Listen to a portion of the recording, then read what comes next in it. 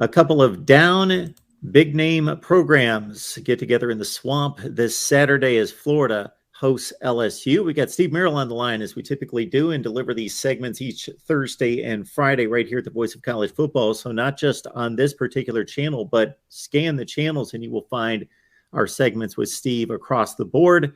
You can catch Steve's complete work at wagertalk.com. LSU in Florida, the Gators roughly a field goal favorite at home.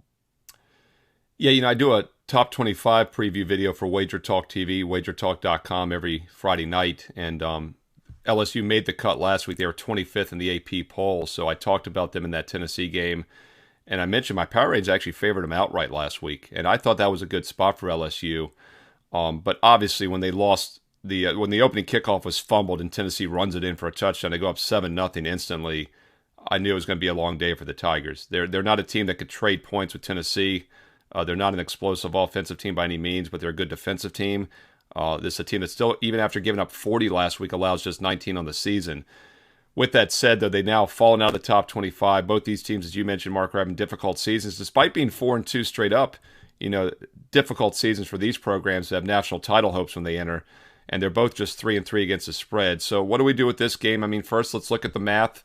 My power ratings in this one favor Florida by 2 points. The current line is around 2.5, 3, so pretty much in line with my power ratings. I think motivationally, maybe a tough spot for LSU after that blowout to Tennessee.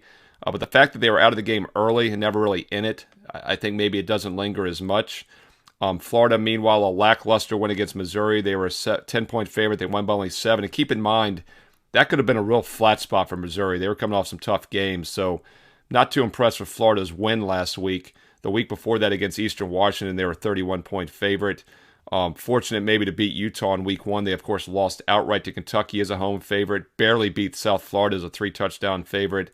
And then also lost to Tennessee. They're a little more respectable in that loss. So, I mean, the head-to-head common opponents would favor Florida just because they were better against Tennessee. But once again, I don't want to read too much into last week's loss. When Tennessee got up quick in that game, it was really tough for LSU.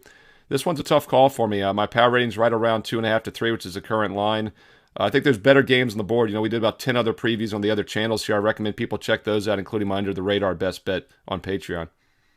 And there it is right there on the banner. Go to patreon.com, search Mark Rogers TV. You get Steve's Under the Radar selection, 5-1 against the spread through the first 6 weeks of the season. You get a Discord link where you can talk college football all the time, nonstop, and you get my picks as well. Join Steve on wagertalk.com and get the full array of selections, information, and his money management system. Steve, thanks so much. Thanks, Mark.